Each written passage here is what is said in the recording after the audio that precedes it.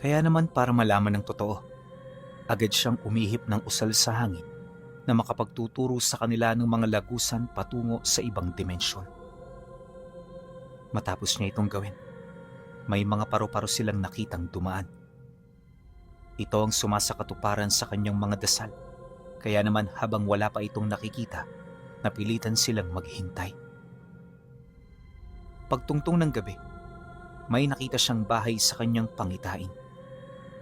Isa itong lumang tahanang nakatayo sa liblib na parte ng bayan na kung saan hindi gaanong dinaraanan ng mga tao. Kapansin-pansin din ng mga patay na punong nasa paligid nito, indikasyon na may mga lasong unti-unting kumakalat sa ilalim ng lupa. Dahil sa kanyang mga nakita, agad niyang inabisuhan ng matanda na maghanda. Pagkaraan ng ilang minuto, kasywal na nilang pinuntahan ng bahay para isarado ang lagusan. Balak niya na ikulong na lang ang mga ito sa dimensyon upang hindi na ito makapaminsala pa. Sa gayong paraan, mas mapapadali ang trabaho niya at hindi na niya kailangan pang ilagay sa peligro ang buhay ng kanyang kasama. Nang matanaw na niya ang lumang bahay, bigla silang napahinto sa paglalakad. Marami na kasi siyang nakitang tao sa lugar na yon na may hindi kaaya-ayang presensya. Pagkubli nila sa kakahuyan, tsaka naman naglatag ng orasyong panliligaw ang matanda niyang kasama. Ginawa niya ito upang makasiguro na hindi sila nito mahahanap. Sigma, hindi yan ang mga abwak na natunugan ko rito. Kakaiba ang mga presensya nila at parang hindi sila mga nilalang na nahanay sa lahi ng mga aswang. Para silang mga sigbina na may halong matataas na uri ng itim na engkanto. Nang marinig ito ni Sigma, napangiti lang naman ito rito. Pagpang-abot ng tingin nila, ipinakita niya na kampante siya. Yun bang hindi naging banta para sa kanya yung mga nilalang na pinagmamasdan nila? Tama ka sa naobserbahan mo, Manoy. Pero may duguring aswang ang mga yan. Alam mo kasi, hindi yan ang magiging tagapagbantay ng lagusan kung hindi nila kalahi ang mga nasa loob. Literal na mas malakas din ang mga yan sa mga abwak, kaya mag-iingat ka. Dahil sa kanyang sinabi, hindi na nakapagsalita ang kasama niyang matanda. Nababahala man, pilit nitong nilakasan ang kanyang loob para makasunod at para makatulong sa mga binabalak ni Sigma.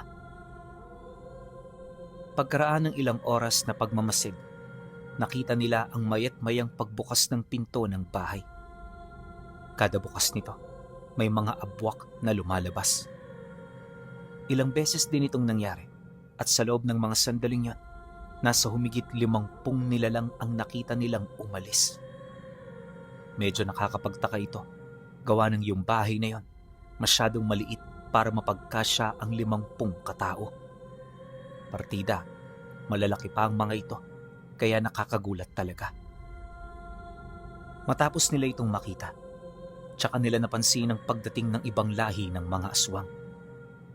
Yung iba sa mga ito, may daladalang mga katawan para ipakain sa mga kauri nila.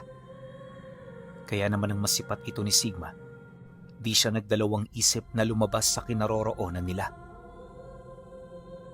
Pagbigay niya ng hudyat sa kasama niya, agad nitong inalis ang orasyon hanggang sa maramdaman na ng mga nilalang ang kanilang mga presensya. Maya-maya pa, dito na sila nito nakitang naglalakad papalapit. Kasywal nila noong tinatahak ang daan na parabang wala silang ibang iniisip. Pagsilay naman ng mga bantay sa kanila, bigla itong lumabas ng bakuran. Nagkumpulan ito sa may bandang pinto habang tahimik na nagmamasid. Wala rin itong inaktong kakaiba, kaya nang mapansin ito ni Sigma, kalmado lang siya ritong lumapit. At nang magkaharap na sila, kasywal niyang ipinakita ang nakasabit na punyal sa bewang niya habang nagwiwika sa mga ito ng, "Padaanin niyo kami! Sino man ang humarang, mauunang mamatay." Pagkasambit niya nito, May isang lalaking naglakas loob na humarang sa daraanan nila. Pagtitig nito sa kanya, bigla itong napugutan ng ulo kasabay ng pagbagsak ng katawan nito sa lupa. Nung mapansin ito ng mga kasamahan nito, agad silang nagsipulasan dala ng pagkagulat. Si Sigma naman noon, kalmado lang na nakatayo sa kanyang kinaroroonan, walang bakas ng kahit na anong pagkilos. Nung mapansin ito ng matandang kasama niya, hindi nito maipagkakaila ang labis na pagkasorpresa. Yung ipinamalas niya kasing abilidad, hindi kayang gawin ng mga ordinaryong antingero. Kahit kasi wala itong nakita, alam nito na siya ang may gawa ng bagay na yon. Ang hindi lang nito maisip, papaano niya napugutan ng ulo ang nilalang, gayong hindi naman siya nito nakitang kumilos. Sigma, paano mo yun nagawa? Hindi naman kita nakitang kumilos dyan Nagtatakang tanong ng matanda. Di naman talaga ako kumilos, Manoy. At hindi rin akong gumawa nun. Meron akong inutusan na kahit ang ikatlong paningin, hindi siya kayang makita. Yun ang rason kung bakit namatay ng ganong kadali ang nilalang na yon. Nang marinig naman ito ng mga nilalang, sabay-sabay itong nagpalit ng anyo. At sa isang kisap mata, bumungad sa kanila ang mga wangis nito na hindi nalalayo sa itim na kentauro. Bawat isa sa mga nilalang na yan, binabalot ng anino at ningas ng apoy na parabang ito ang nagsisilbi nilang mga kalasag. Mas lalo ring bumigat ang presensya ng mga ito, kaya naman nang mapansin ito ni Sigma, agad niya itong pinagtuunan ng atensyon. Maya-maya pa, dito na ito umalulong ng napakalakas bago ito tuluyang sumugod sa kanya. Ang kaso lang, paglapit na paglapit ng mga ito, may kung anong puwersa ang humarang sa kanila. At mula sa karimla ng gabi, dahan-dahang nagpakita ang espiritual na anyo ni Sigma na may tangang gininto ang palakol. Pagsilay dito ng mga kentauro, nagulat sila kasi kamukhang-kamukha niya talaga ito. At sa mga sandaling yan, napagtanto ng mga nilalang na maaaring ang espiritong yon ang pumatay sa kanilang kasama. Matapos nila itong makita, hindi nila ito nilubayan hanggang sa marinig nila si Sigma na nagbanggit ng mga buhay na kataga. Matapos niya itong gawin, tumahimik ang paligid na parabang kahit anong atungal ng mga ito, hindi na nila yon naririnig. Bumagal din ang pagsimoy ng hangin hanggang sa may dahan-dahan ng bumabagsak na mga abo mula sa alapaap. Bahagyaring nagliwanag ang kalangitan kung saan dito na silayan ng mga nilalang ang tatlong elemento na nakatingin sa kanila mula sa langit. Ayon kay Sigma, ang mga nilalang na yon ay ang dati na niyang mga tinawag. Habang lumalakas siya, umuunlad din ang kapangyarihan ng mga ito hanggang sa makamit na nito ang estado ng mga bathala. Ito ang rason kung bakit hindi na niya yun gaanong natatawag. Bukod kasi sa mapaminsala nitong abilidad, nagdudulot din ito ng matinding pagod sa kanya kapag ginamit niya yon ng matagal. Kaya naman imbis na pakialaman pa ang mga elemento, pinili niya na tawagin na lang ito sa oras na may mga nilalang siyang pinasisiklaban. Dagdag pa niya na, mas tipo niya na noong makipaglaban gamit ang sarili niyang kakayahan. Ilang minuto pa ang lumipas, biglang umula ng sibat sa paligid. Sa sobrang layo ng pinanggalingan nito, nagbabaga na ito nung tumarak ito sa lupa. Nang masipat naman yon ng mga nilalang, hindi ito tumigil sa pag-atake sa kanya hanggang sa tamaan na ang iilan sa kanila. Kalaunan, nalipol na ni Sigma ang mga ito kung saan inakala niya na yun na ang katapusan ng mga tagapagbantay. Ngunit habang namumutawi ang katahimikan sa paligid, may narinig siyang mga yapak mula sa loob ng lumang tahanan. Paglabas nito, nakita niya ang matandang lalaking hukluban na merong daladalang isang piraso ng kandila. May luma yung kasuotan at yung katawan nito punong-puno ng mga alikabok na parabang matagal na panahon na itong hindi kumikilos sa iisang lugar. Kapansin-pansin din ang nangingitim nitong mga mata, gayon din ang mga ngipin nitong halos maubos na.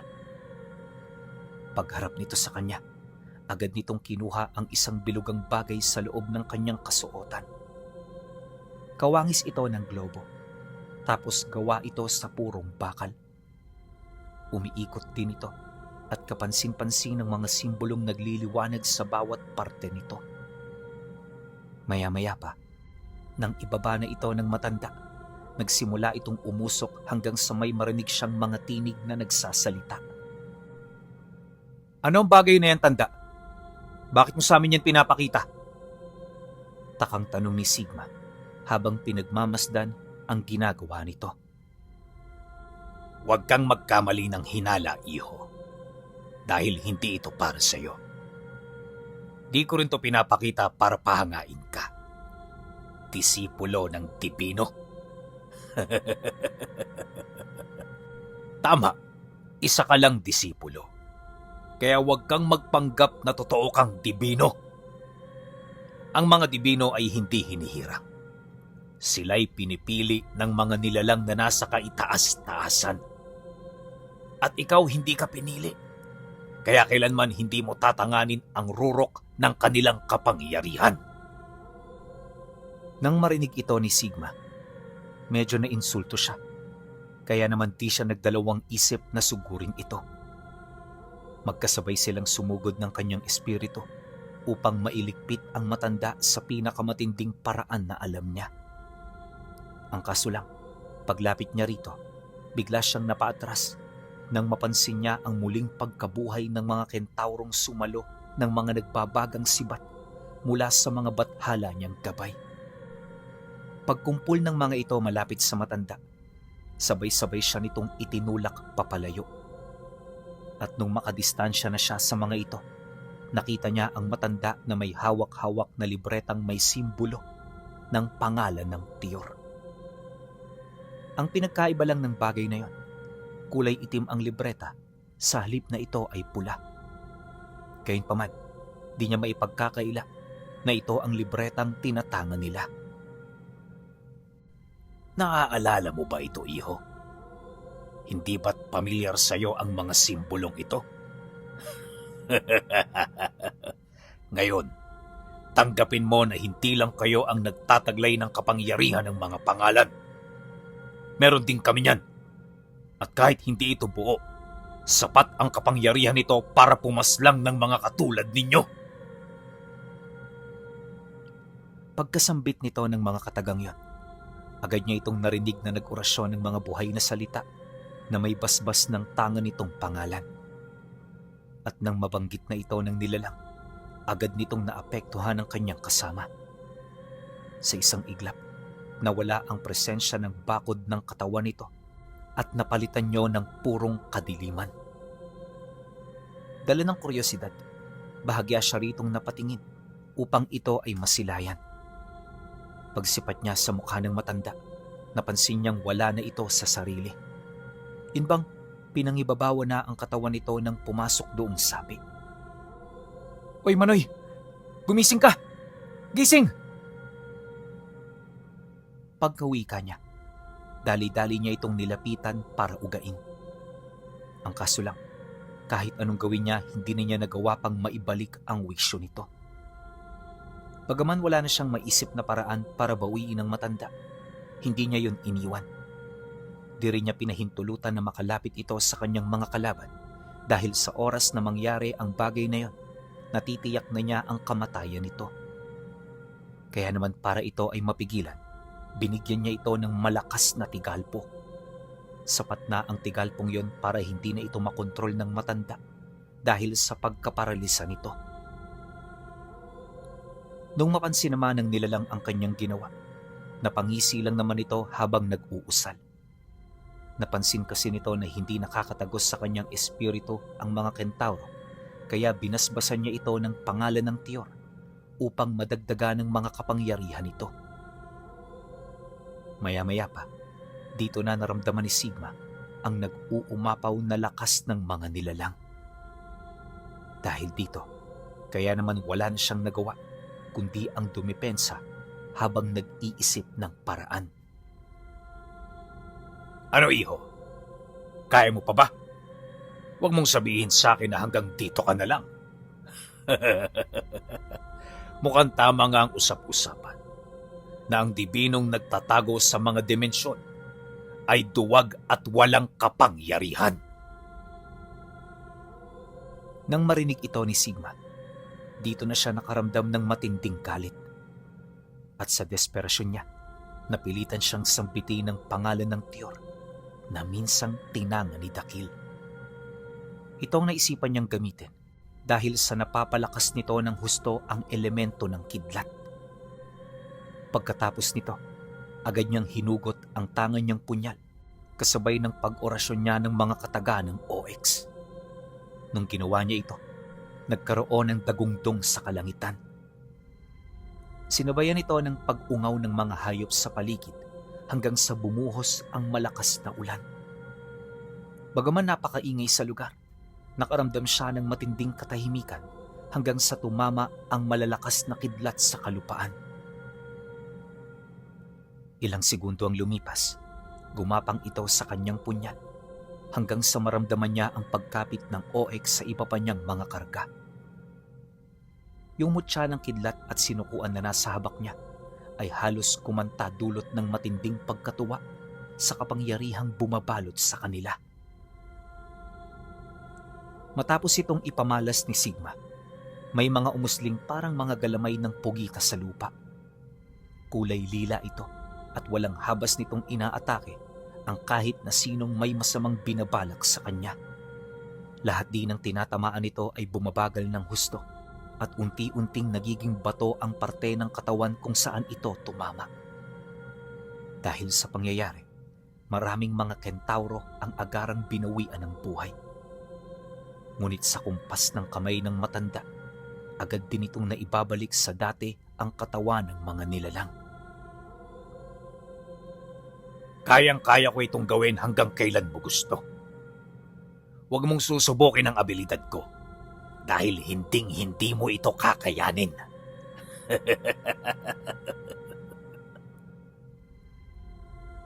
Nang marinig ito ni Sigma, tsaka niya tinigilan ang pagdarasal.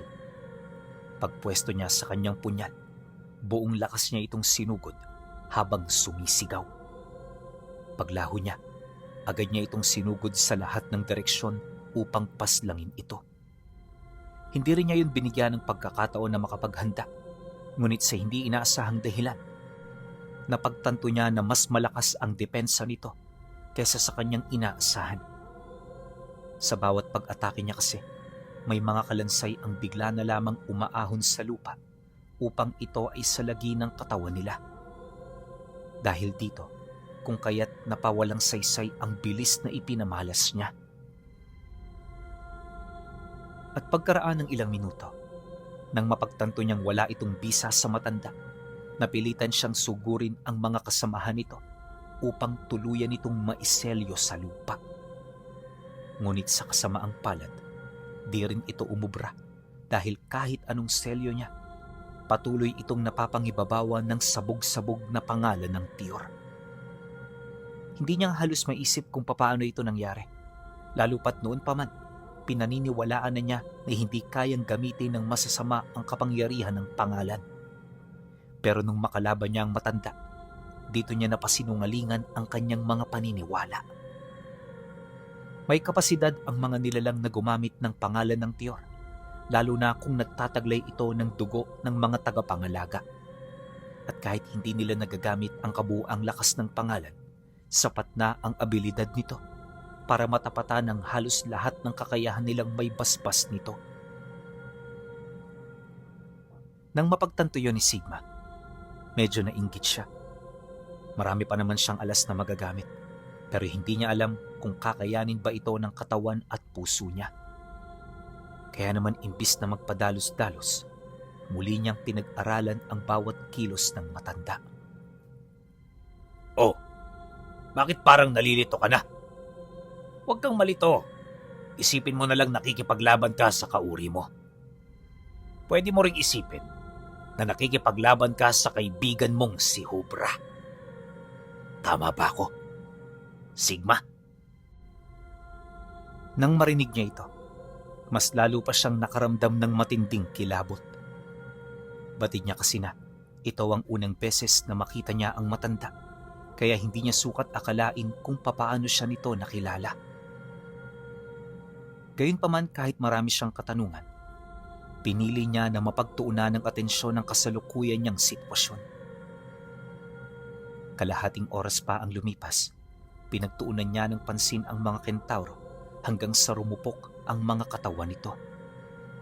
Humina na rin ang husto ang kanilang mga abilidad na kalaunay naging daan upang madali na lang silang matalo ng kanyang espiritu. Nung mapagtanto ito ni Sigma, nagkaroon siya ng pag-asa. Batid niya na hindi na magtatagal ang mga nilalang na yon, kaya paulit-ulit niya itong nilipol hanggang sa ang buhay na mismo ang tumalikod sa kanila. Hindi naglaon. Nawalan na ng kakayahan ng matanda na paahunin ang mga ito mula sa mundo ng mga patay. Paano ba yan? Mukhang hindi mo na sila kayang tawagin. Huwag mong sabihin na hanggang dyan na lang ang kakayahan na hawak mong pangalan. Dahil dyan, pinatutunayan mo na bigo nga kayo pagdating sa paggamit ng tiyor. Pangiinsulto niya habang hawak ang punyal kung saan dumadaloy ang aral ng OX ng kidlat. Ayon kay Sigma, na sa mga sandaling ito kahit nanginginig na ang kanyang mga buto, pinilit niya pa ring tumayo ng tuwid. Hindi siya nagpakita ng kahit na anong panghihina dahil sa alam niya na magdudulot ito ng malaking kahihiyan sa kanyang maestro. Nang marinig naman ng matanda ang kanyang sinabi, bigla itong napangiti habang dahan-dahang binibitawan ang libreta na nagtataglay ng sabog-sabog na pangalan. Pagbitaw nito sa bagay na yon, agad naman itong nahulog sa lupa, pero bago ito lumapat doon, tumigil ito sa ere. At paunti-unti, umangat ito habang dahan-dahang umiikot. Paghanay nito sa kamay ng matanda, mas lalong bumilis ang pag-ikot nito hanggang sa tuluyan na itong balutin ng nagngangalit na apoy. At pagkatapos nun, namula ang mga mata ng matanda kasabay ng dahan-dahan itong pagpapalit ng anyo. Bago din yun tuluyang maglaho sa kanyang paningin, narinig niya pa itong nagwika sa kanya ng, "Hindi mo alam kung ano ang mga sinasabi mo. At kung inaakala mong magkalayo tayo ng antas, nagkakamali ka." Nang masambit ito ng matanda, tsaka bumalot sa paligid ang napakaitim na usok. Bumagal din ang oras at nawala ang mga kulog sa langit na nilikha ng OX. Nung mapansin ito ni Sigma, napagtanto niya na merong aahong nilalang na mas higit sa inaasahan niya. Kaya naman sa halip na pigilan ang matanda, sinikap niyang pagmasdan ang mga susunod nitong gagawin.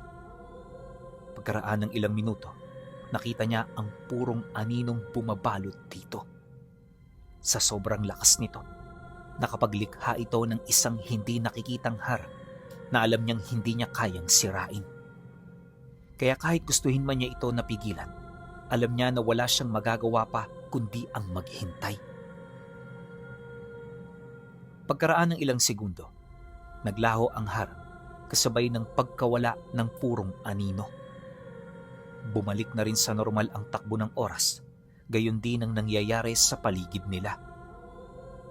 Maya-maya pa, dito niya na nasilayan ang matanda na nasa kakaibang anyo na.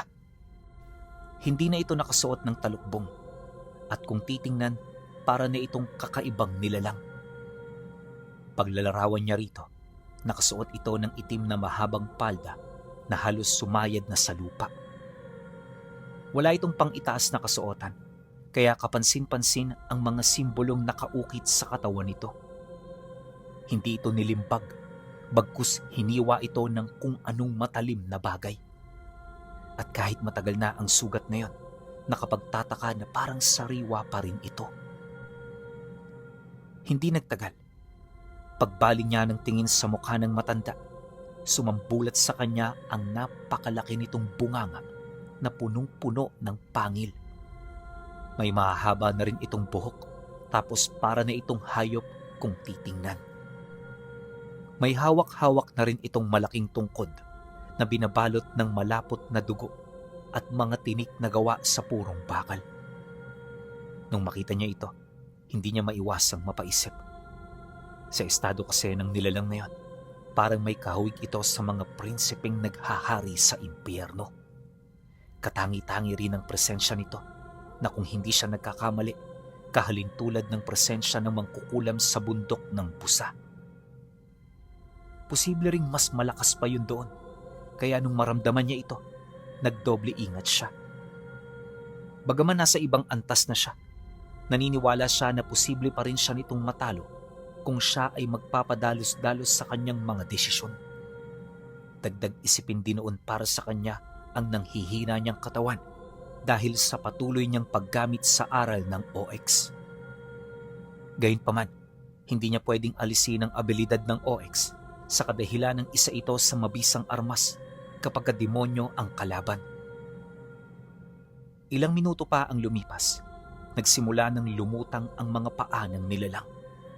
Saan mang lugar yun pumunta, sinusundan ito ng itim na apoy na lumalabas mula sa mga bitak ng lupa. Nagsikumpulan na rin sa paligid nila ang mga itim na kaluluwa hanggang sa mabalot na ang paligid ng nakakamatay na salot. At nung maisakatuparan na ito ng matanda, dito ito paulit-ulit na tumawa ng malakas habang pinakikiramdaman ng kanyang katawan. Pagharap nilang dalawa, bigla itong tumahimik sabay wika sa kanya ng, O ano? Mahina pa ba ang anyo kong ito? Nagulat ka ba, Sigma? Ito ang totoong kapangyarihan ng pangalan ng Tiyor. Dagdag pa ng matanda na, masyado lang silang mahina para gamitin ang sukdulan ng abilidad nito. Yon ang nagpapahina sa kanila at ito rin ang dahilan kung bakit nalipol ang kanilang angkan.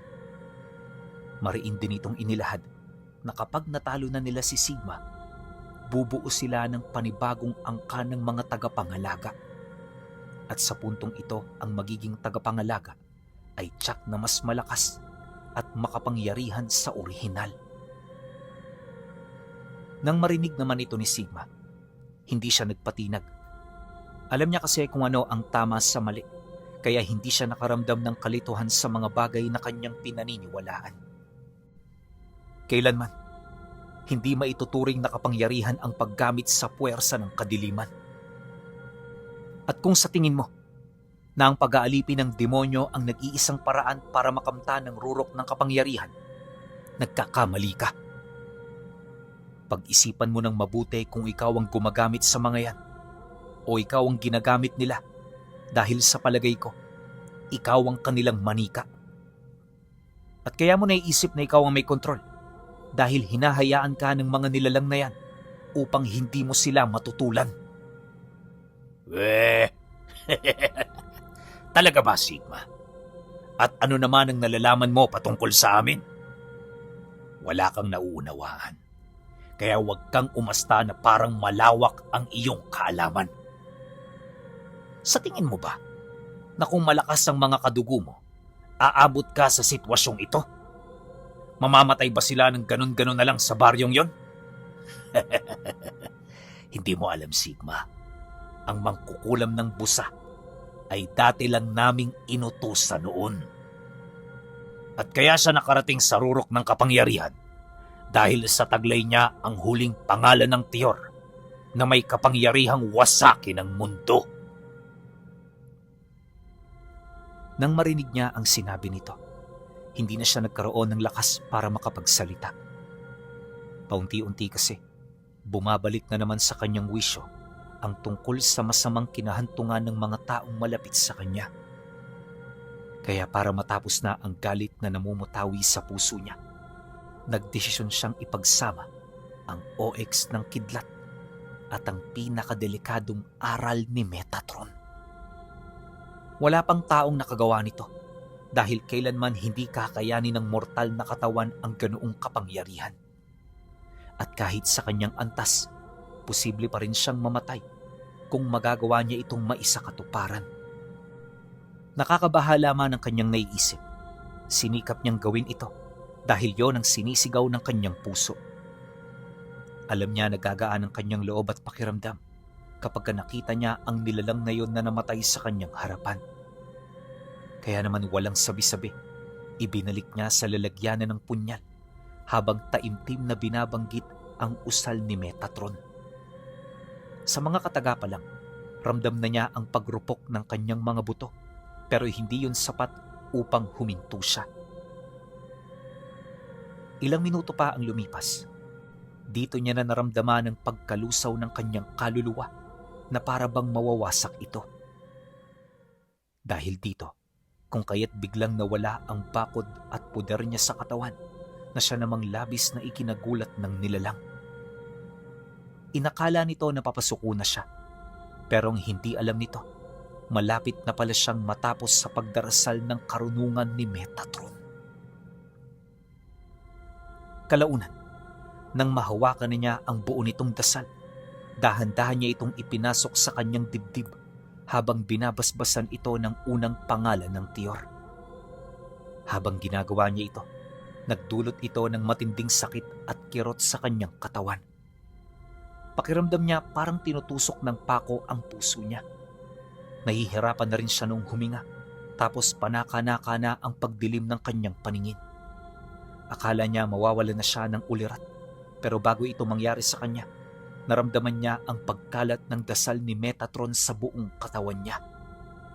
Matapos nun, dito niya naramdaman ang nag-uumapaw na lakas, kalakip ng dahan-dahang pagbitak ng kanyang mga buto. Noong una, hindi niya nagawang makontrol ang lakas niya. Pero sa katagalan, dahil sa kanyang kasanayan at kahusayan, nagawa niya itong mapangibabawan.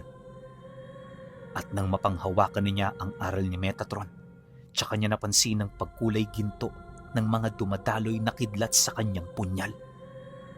Nung makita niya ito, agad niyang nakumpirma ang kidlat na malimit na ginagamit ng mga arkanghel sa langit.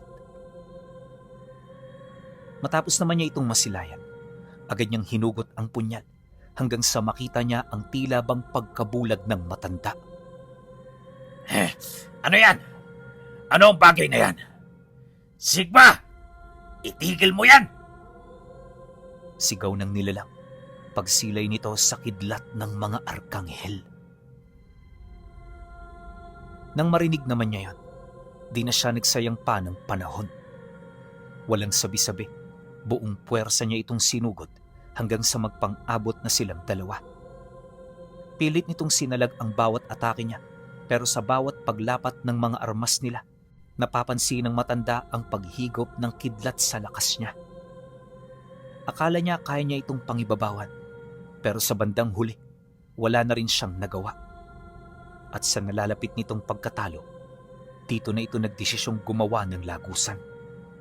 Hindi ito kaagad naramdaman ni Sigma dahil sa mga oras na yon, nakatuon ang atensyon niya sa katawan niyang naghihirap na. Maya-maya pa, nang makapaglikha na ito ng lagusan, agad itong nagpakita sa pintuan ng bahay malapit kung saan silang dalawa. Pagbaling dito ng tingin ng matanda, dali-dali itong sumuntok sa lupa hanggang sa yumanig ang paligid. Yung tahanan kung saan naroon ang lagusan ng mga abwak ay bigla na lang nasira kasabay ng pagpasok nito sa loob ng lagusan na kanyang nilikha. At sa isang kisap mata, naglaho ang nilalang na yon sa harapan niya. Matapos ang mga pangyayari, tumahimik ang paligid. Dito na rin nawala ang mga salot hanggang sa maging normal na ang lahat. Nang mapagtanto naman niyang wala ng mga kalabang umaaligid, tsaka niya inalis sa katawan niya ang aral ni Metatron. At nang maisakatuparan na niya ito, matinding pagod ang kanyang naramdaman. Sa isang iglap, tuluyang naglaho ang kanyang lakas hanggang sa humandusay na lang sa lupa kasabay ng pagkawala ng kanyang ulirat. Ilang oras ang lumipas, bumalik ang kanyang wisyo. Pagmulat ng kanyang mga mata, nakita niya ang matandang kaibigan niya na inaasikaso siya. Manoy, maraming salamat sa tulong ninyo. Akala ko kung ano na ang nangyari sa inyo eh. Normal lang na magtulungan tayo, Sigma. Magpahinga ka na muna dyan. Ako na ang bahala sa lahat ng iyong mga kailangan. Malayo na rin tayo sa lugar na yon, kaya wala ka nang dapat na ipag-alala pa. Nang marinig niya ito, hindi niya maiwasang mapaisip. At para makumpirma ang sinabi ng matanda sa kanya, tumingin-tingin siya sa paligid. Maya-maya pa, dito niya nakumpirma na nakalayo na nga sila ng bayan. Bukod kasi sa wala ng tao sa lugar na yon, puro na rin kakahuyan ang kanyang nasisilayan. Sariwa na rin ang hangin sa lugar, indikasyon na sakop na ito ng malawak na ilang. Nung mapansin niya ito, agad siyang napatingin sa matanda para kausapin ito tungkol dito. Manoy, paano niyo ako nadala rito?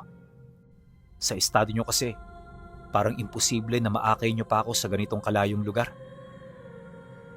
Dahil sa kanyang sinabi, napatawa lang naman ng matanda at walang sabi-sabi, agad nitong itinuro sa kanya yung kalabaw na kumakain malapit sa isang malaking puno. Hindi nga kita kayang pasanin, Sigma. Alam mo naman yan. Kaya nga nung nawalan ka ng malay, bumaba ako ng sentro para kumuha ng kalabaw. Ninakaw ko to dahil yung may-ari nito masyadong maramot magpahiram. Dahil sa sinabi ng matanda, tumawa lang naman siya.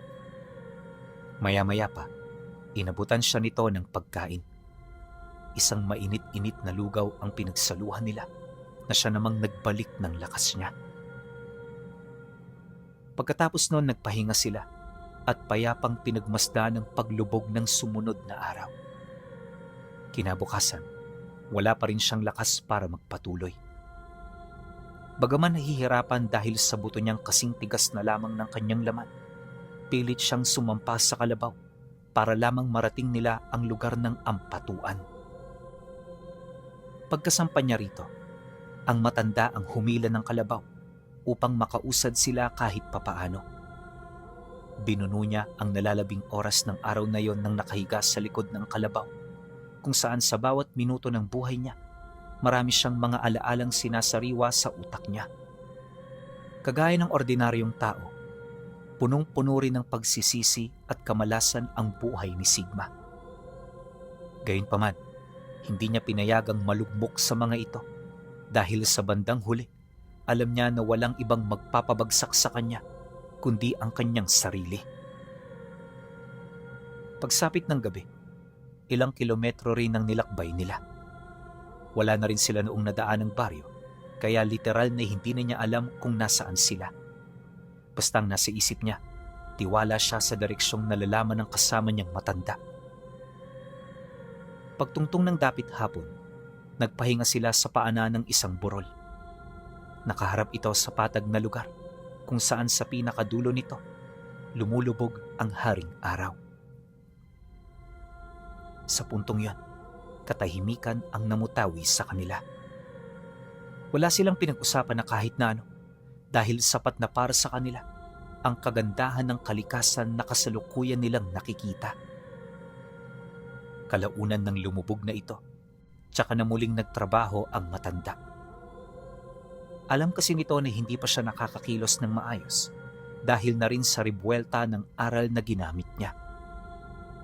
Pagsapit ng gabi, umupo silang dalawa sa harapan ng ginawa nilang siga.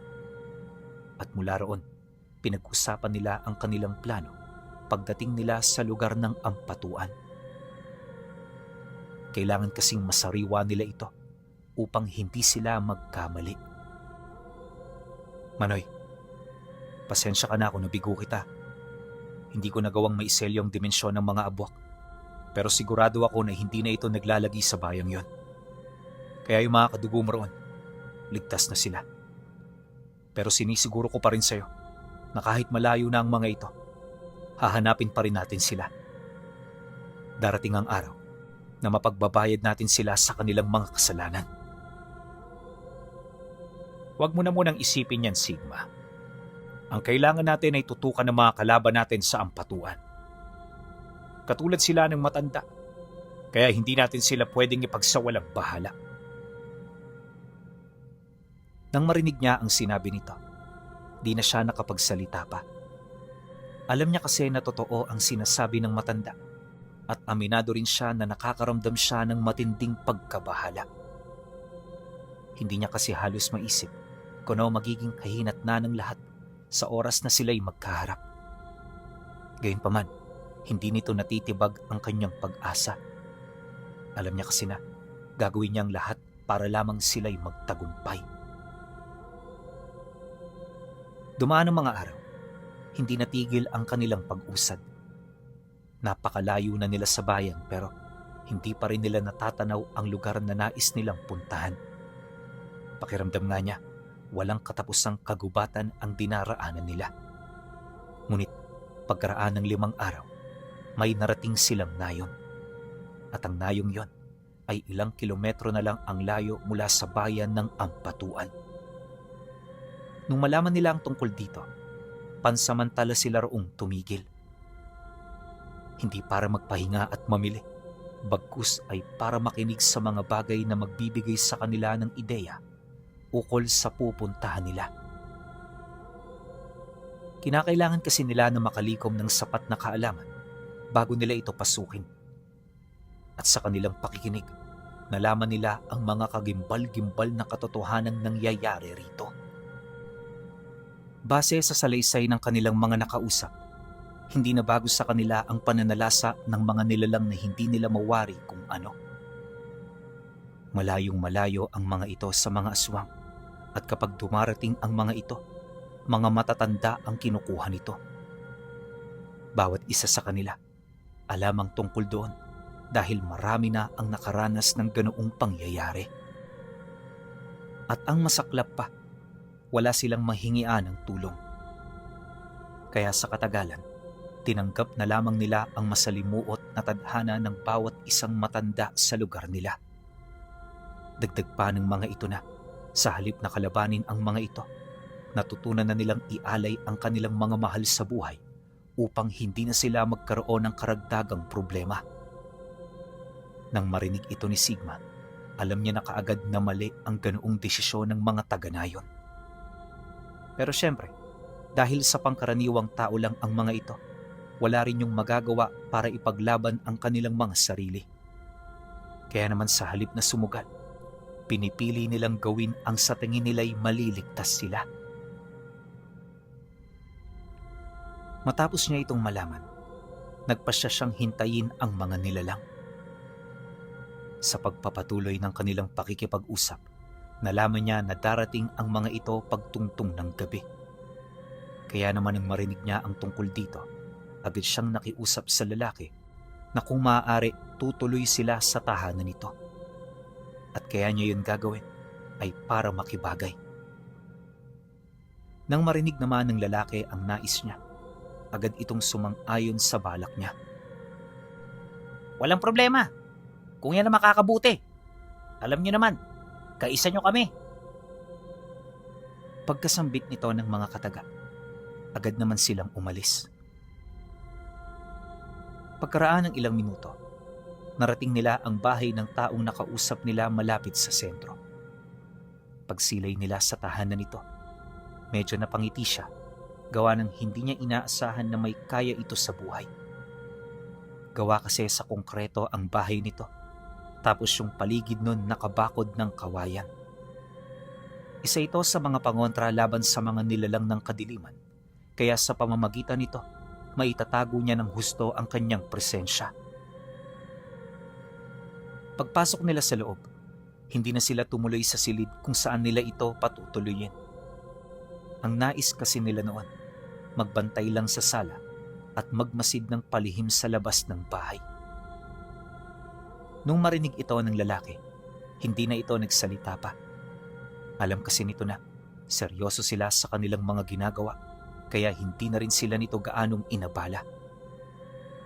Pagkaraan ng ilang oras, unti-unti nang dumilim ang paligid. Pagtalikod ng araw sa kalupaan, agad na sumimoy ang hangin na punong-puno ng mga marka ng nilalang. Walang ideya si Sigma kung ano ito, pero malakas ang kutob niya na nagmumula ito sa lahi ng mga amalanhig. Hindi niya lang maisip kung bakit nang dudukot ang mga ito ng mga taong papalubog na. Kaya naman para makakuha ng kasagutan, matyaga silang naghintay ng gabi hanggang sa makarinig sila ng sabay-sabay na alulong ng mga aso. Dahil dito, kaya agad silang naalarma. Ultimo yung nagpatuloy sa kanila, nagising mula sa mahimbing nitong pagkakatulog. At paglabas nito ng silid, nakita sila nitong tahimik na nagmamasid habang nakasilip sa labas ng bahay. Walang imika ng dalawa, animoy meron na silang nakikita. Maya-maya pa, napilitang lumapit ang lalaki sa kanila para magtanong. Sigma, may nakita na ba kayo? Bulong nito habang sumisilip din sa siwang na nasa malapit. Wala pa naman, pero ramdam ko na nasa malapit na sila. Manong, balikan nyo na muna ang pamilya ninyo. Huwag nyo silang iiwan para hindi sila maunahan ng takot. Ipaliwanag nyo sa kanila ang mga nangyayari para alam nila kung ano ang kanilang gagawin. Sige na, kilos na. Nang marinig ito ng matanda, dali-dali naman itong sinunod ang kanyang nais. Pagkaraan ng ilang minuto, nang makapasok na ito, tsaka nila napansin ang pag-usli ng mga lupa na parabang sa ilalim nito dumaraan ang mga nilalang na kanilang hinihintay. Ilang segundo pa ang lumipas, bigla na lamang nagsiahon ang mga ito sa gilid ng kalsada. Pagatungal ng mga nilalang, agad itong pumasok sa mga kabahayan para manguha ng kanilang mga biktima. Maniwala man kayo o hindi, habang ginagawa nila ito, pakiramdam noon nila Sigma, walang nakakatunog dito. Bukod kasi sa napakatahimik pa rin ng paligid, nananatiling payapa ang mga tahanan ng kapitbahay nila. Yun bang patuloy pa rin itong nagpapahinga sa kabila ng kagimbal-gimbal na mga ingay na kanilang narinig.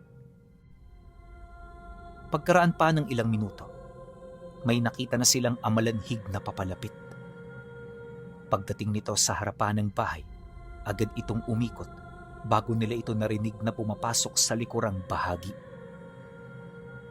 Maya-maya pa, may mga bumagsak na kaldero kaya agad nilang napagtanto na pumasok ito sa may bandang kusina. Walang sabi-sabi, agad sila roong lumapit at nagtago. Mahinahon nilang pinakiramdaman ng paligid hanggang sa makita na nila itong dahan-dahang naglalakad habang umiikot ang paningin.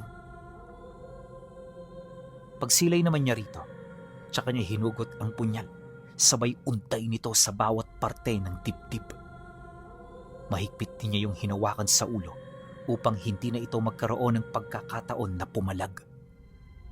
Pagbaon ng hawak niyang patalim, makailang beses pa itong nagpumiglas hanggang sa tuluyan na itong nanghina dahil sa kapangyarihan ng tiyor. Paglupaypay ng katawan nito, agad niyang hinugot ang punyal hanggang sa bumagsak na ito sa sahig. Maya-maya pa, agad nilang pinuntahan ang dinaanan nito para matingnan kung meron pang nilalang na nagtatangkang pumasok. At nang mapagtanto naman nilang wala, tsaka nila binalikan ng labi para maitago nila sa may bandang kusina. Kinakailangan nila itong gawin upang hindi ito magdulot ng takot sa pamilyang kasama nila sa bahay na yon. Matapos nun, muli silang bumalik sa kanyang pwesto upang ipagpatuloy ang pagmamanman. Hindi nagtagal, nakita ng mga mata nila ang dami ng mga nilalang na papalapit.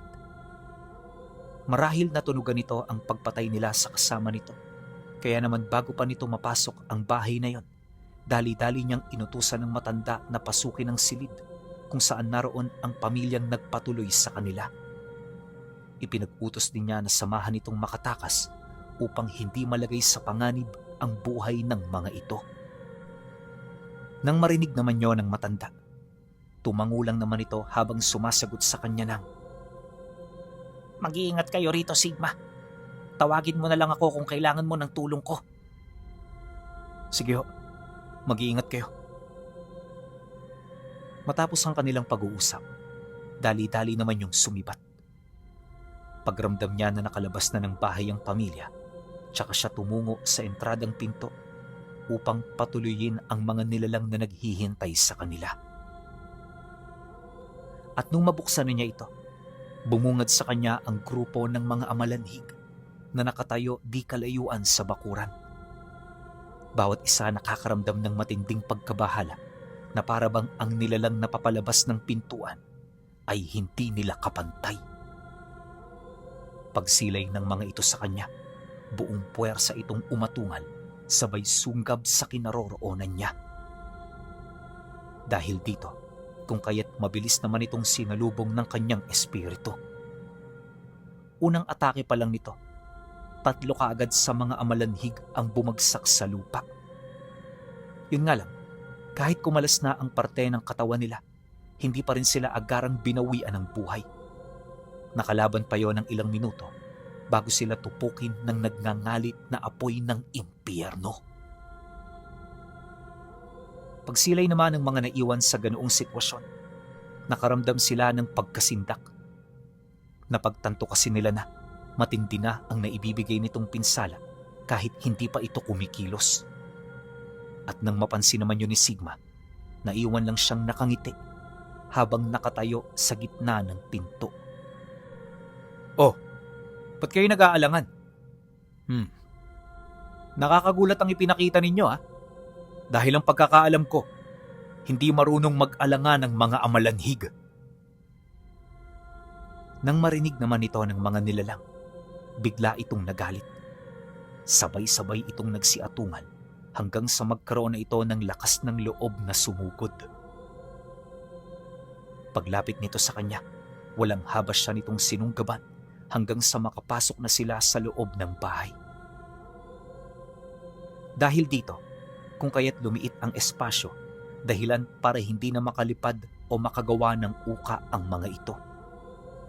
Nang mapagtanto naman yun ni Sigma, agad niyang hinugot ang punyal niya para makipaglaro. Nagtagal ng kalahating oras ang pakikipaglaban niya sa mga ito hanggang sa isa-isa niya na yung natalo. Wala siyang ginamit na kahit na ano, bagkus ang ginawa niya ay isang simpleng pakikipagbuno lamang. Aminado kasi siya na sa kanyang kalagayan, hindi niya pa pwedeng magamit ang iilan sa kanyang mga kakayahan. Makalipas pa ang ilang minuto, tahimik siyang naupo sa tabi ng mga labi. Isa-isa niya itong pinagmasdan at pinag-aralan upang matukoy ang pinagmula ng kanilang lahi. Sa kanyang pananaliksik, nalaman niya na ang mga ito pala ay mula sa lahing binuhay ng matandang mangkukulam ng pusa. Ang hindi niya lang maisip noon, bakit ito nakarating sa lugar ng ampatuan? Posible kayang nasa lugar ding yon, yung matandang lumipol sa kanyang mga kasamahan?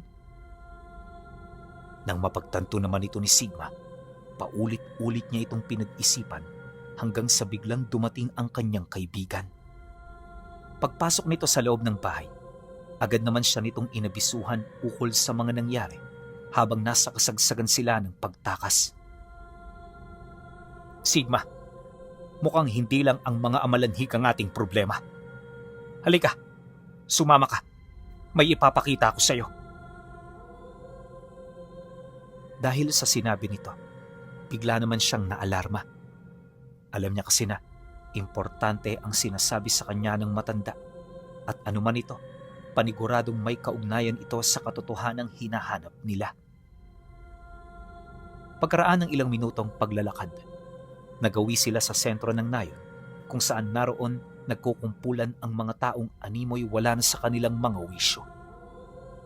Kung titingnan mula sa malayo, para itong grupo ng mga kulto na may ginagawang hindi kaaya-aya. Paglapit naman nila, agad niyang nakita ang isang binatilyong may hawak-hawak na kamay ng isang tao. Matagal nang patay ang kamay na yon pinuno, gawa ng halos tuyong-tuyo na ito. Ramdam din niyang hindi ito pangkaraniwang tao, kaya naging maingat siya. Pagpang-abot ng mga paningin nila, agad nang umiti ang binata. Inilagay na rin ito sa kanyang balikat ang hawak-hawak nitong putol na kamay na parabang sanay na siya sa bagay na yon. Nung mapansin ito ni Sigma, may hinahon niya itong kinausap ukol dito. Gusto niya kasing malaman kung sino ito at ano ang pakay nito sa mga tao na kanyang tinanggalan ng wisyo. Pagkarinig naman ng binatilyo sa kanyang mga katanungan, kampante itong sumagot sa kanya ng, Wala akong ginawa sa kanila. Nagawi lang ako dito dahil nabalitaan kong narito ka. Tama ba? Sigma, ang tagapangalaga ng mga pangalan ng Tiyor? Di nga ako nagkamali. Ay, kahit kailan talaga napakatalas ng pandama ko eh. Hindi ako nagkakamali sa kutob ko.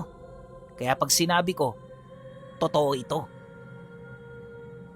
Nang marinig naman niya ang sinabi nito, casual naman siyang sumagot dito ng,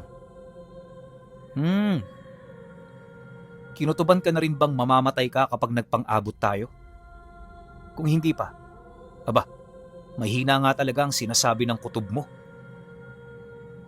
Dahil sa kanyang sinabi, labis naman itong ikinatuwa ng binatilyo. At habang nagsasalita ito, pansin niya na kalmado ito, animoy tiwala ito sa kanyang mga karga at kakayahan. Ha? Hindi ako kinutuban yan dahil hindi naman yan mangyayari. Ikaw lang nag-iisip niyan, Sigma. Kaya sa madaling salita, sa'yo yan mangyayari. Matapos nito, agad nitong itinutok sa kanya ang hawak nitong kamay. At pagkasambit nito ng mga buhay na salita, may narinig na naman siyang kataga na nagmumula sa 11 pangalan ng Tiyor. Dahil dito, kung kaya't nadagdagan ng ilang ulit ang kapangyarihan ng dasal nito. Walang sabi-sabi, inutusan nito ang mga taong nasa ilalim ng kanyang salamangka para sugurin at pagkaisahan si Sigma.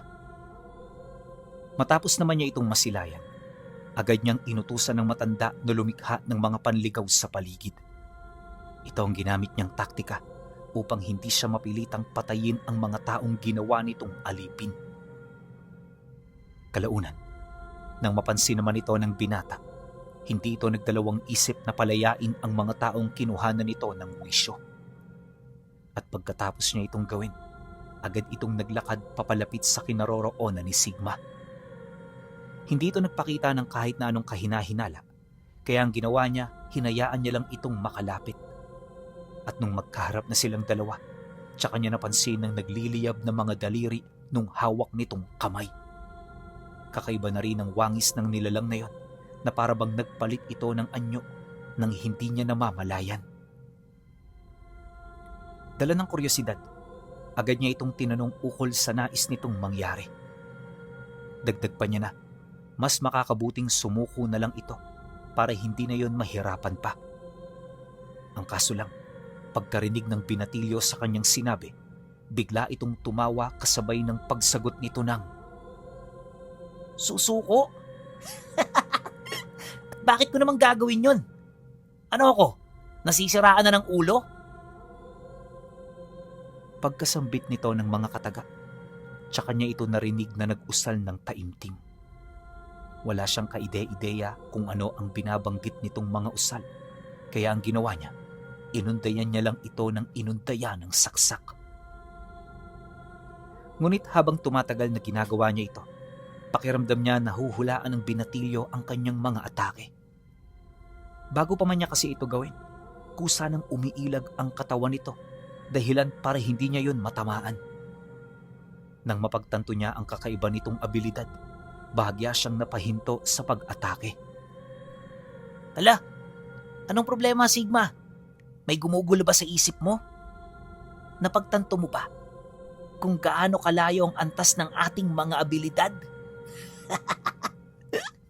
Baliwala yung ginagawa mo.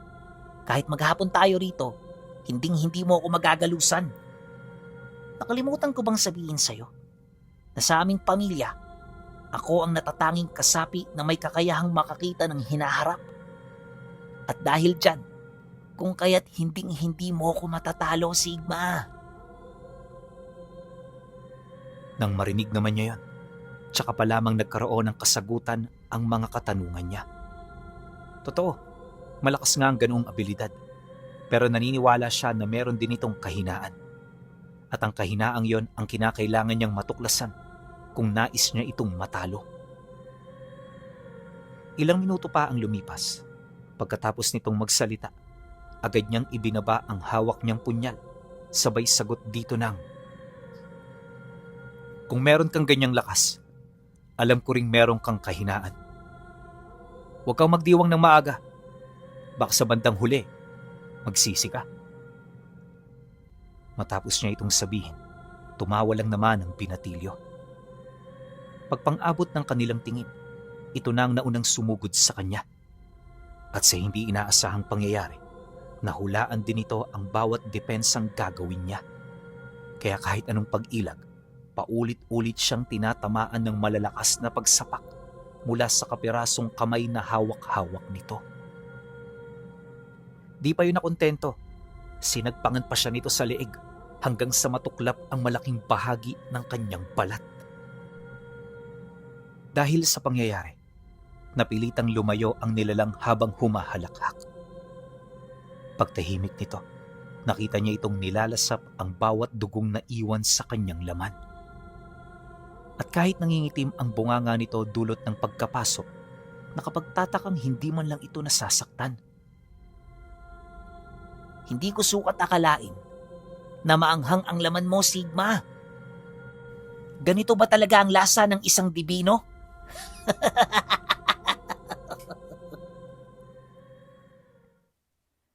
Nang marinig niya ang sinabi nito, hindi niya yun inimik. Sa halip ang ginawa niya, kumuha ng lunas sa bulsa niya habang marahan yun doong pinapahid. Pagkatapos nito, napansin niya ang espiritual niyang baluti na nagkakabitak-bitak dahil sa pag-atake ng nilalang. Unti-unti na rin yung nawawala na siya namang mas lalo pa niyang ikinagulat. Kaya naman bago pa lumala ang sitwasyon, maigi na niyang pinag-isipan ang mga bagay na kanyang gagawin. Natitiyak niya na kailangan niya na itong maunahan dahil kapag nagtagal pa ito, posible siyang malagay sa alanganin. Matapos naman niya itong maisip, kalmado lang niyang pinagmasda ng binatilyo. Bagaman nanganganib, patuloy pa rin siyang nag-aalangan na tawagin ang mga elemento. Sa ganun niyang estado kasi, hindi niya pa ito basta-bastang magagamit dahil hindi kakayanin ng katawan niya ang rebueltang magagawa nito sa kanya.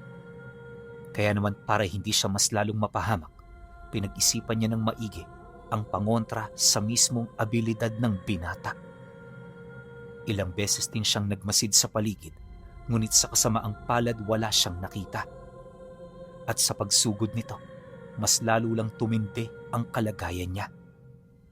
Kahit anong dasal niya kasi, hindi ito sapat para mailigtas siya. Ilang beses na rin niyang ginamit ang pangalan ng Tiyor pero hindi niya talaga magawang matamaan ang nilalang. Kaya naman sa puntong yon, nagpasya na siyang gawin ang mga bagay na hindi niya pa nagagawa. At ito ay walang iba, kundi ang ipadaloy sa kanyang katawan ang pangalan ng Tiyor. Naisip niya kasi na sa pamamagitan nito, hindi na siya basta-bastang mapipinsala ng kalaban niya. Kaya naman walang sabi-sabi, agad niya itong pinaloob sa kanyang sistema. Ikasyam na pangalan ang kanyang ginamit dahil sa lahat ng pangalan tangan niya, ito ang pinagmumula ng matinding lason at iba pang sangkap na may kaugnayan sa matinding karamdaman. Matapos niya itong gawin, hindi siya gumawa ng kahit na ano na ikakaalarma ng nilalang. Pagsilay naman sa kanya ng binata, agad itong sumugod ng walang kaide-ideya sa ginawa niya. At sa muling pagbubuno nila, nagtamo siya ng malalalim na kalmot at matitinding suntok. Muntik-muntika na nga noong kumawala ang kanyang wisyo, mabuti na lang talaga na kaya niya pa itong bawiin. Dahil dito, kung kaya't nakapagpatuloy siya hanggang sa dito na siya sinunggaba ng binata. Paghawak nito sa kanyang balikat, sapilitan nitong pinagilid ang ulo niya, sabay sakmal sa leeg niya. Pagramdam ni Sigma na maaabot nito ang puwak niya, sapilitan niya itong itinulak hanggang sa ang matuklap lang nito ay ang parte ng kanyang balat na may mga ugat. Pag nasab dito ng binata, agad itong umatras habang nakangisi. Dahil sa pangyayari, napagtanto niya na wala itong kaide-ideya sa ginawa niya. Inaasahan na rin niya na panalo siya dahil matagumpay niyang naisagawa ang kanyang plano. Ilang minuto pa ang lumipas. Tuluyan na nga nitong nalunok ang kanyang balat. Wala talagang sasarap sa lasa ng isang pipino. Sigma, pakiusap. Hayaan mong kainin kita. Ipinapangako ko, bawat parte ng katawan mo ay lalasapin ko ng todong-todo. Buong kagalakan akong magdidiwang hanggang sa wala nang matira sa'yo. At ang mga kalansay at bungo mo, magsisilbing palamutian ng bahay ko. Nang marinig niya ang sinabi ng binatilyo, kaswal naman siyang sumagot doon ng, "Kaibigan, mukhang hindi yan mangyayari. Tanong ko lang, wala ka pa bang nararamdaman sa katawan mo? Hindi pa ba nandidilim ang paningin mo?" Pagkarinig nito sa kanyang sinabi, bahagya itong napahinto. Anong ibig mong sabihin? "Wala naman. Tinatanong lang kita." Pagkasagot niya sa sinabi nito, bigla itong napaluhod habang hinahawakan ang kanyang tiyan. Bumuka na rin ng husto ang bibig nito na para bang meron itong gustong isuka. At makalipas lang ang ilang segundo, naisuka na nga nito ang mga balat na nilulun nito. Kaso lang, yung kakaibang pakiramdam ay hindi pa rin nawala.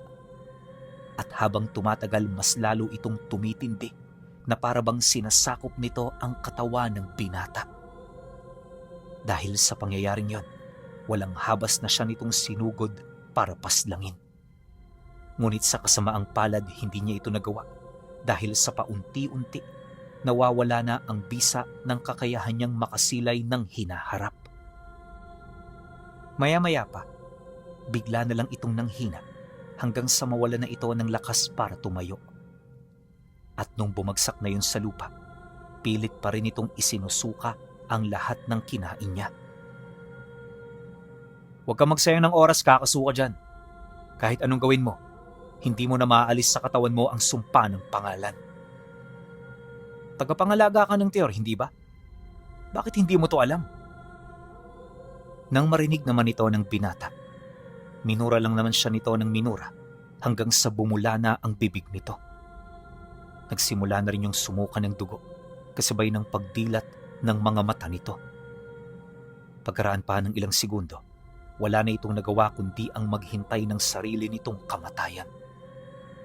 Di na rin niya ito nakakausap at sa estado ng nilalang na yon, para na itong asong malapit ng pumanaw. Hindi naglaon, nalagutan na nga ito ng hininga. Pagpanaw nito, agad namang naagnas ang katawan nito hanggang sa maging alikabok na lang. Matapos nun, tsaka niya nakita ang isang kulay pulang bato. Natatakpan nito ng alikabok ng nilalang, kaya para makuha ang bagay na ito, kinakailangan niya pa yung hukayin. Matapos nun, dito niya nadiskubre ang pangalan ng Tiyor na nakaukit sa bato. Hindi ito buong pangalan pinuno bagkus parang katagalan ng pangalan. Gayunpaman, nagbigay ito ng hindi masukat na kapangyarihan sa nilalang. Matapos naman niya itong makuha, agad niya itong inilagay sa kanyang bulsa para hindi na yon mapanghawakan ng iba. Tsaka siya nagpasyang tumuloy patungo sa ampatuan upang makilala na niya ang iba pang kasama ng kanilang angkan na matagal nang tumalikod sa kanila. Okay, grabe naman to. Alam niyo yung 10 nilagay ko ang patuan kasi akala ko sa susunod na episode makakatungtong na sila sa ampatuan pero hindi pa pala. papunta pa lang sila. So, yung next episode, doon na tayo lalapag sa Ampatuan. Tas doon na rin makakalaban ni Sigma yung sinabi ng matanda niyang kasama na hindi basta-basta. Isipin niyo isipin niyo na lang. Bago pa makarating si Sigma sa Ampatuan, may dalawang sobrang lakas na nilalang na nakalaban na siya. Nahihirapan pa nga siya doon sa una. Kasi may mga bagay siyang ginawa na labag na sa rules ng pakikipaglaban. So ending, parang may chance pa na mamatay si Sigma doon sa una niyang kalaban. Buti na lang, nag-experiment na naman siya, naging matalino. Dito sa pangalawang kalaban niya, medyo nadalian siya. Ang tanong ngayon, gaano kalakas yun nandoon sa Ampatuan? Diba? Episode 12. Sige, siguro sa susunod na lang kasi nai-hit nyo kagad kapag sinasabi kong or kapag humihingi ako ng pabor eh. Bukas magawa tayo, mahaba rin yun. Magandang kwento rin yun. Pahintay na lang ako. So ngayon, dito na muna tayo. Yung episode 12, within this week lang, pahintay na lang ako. Salamat.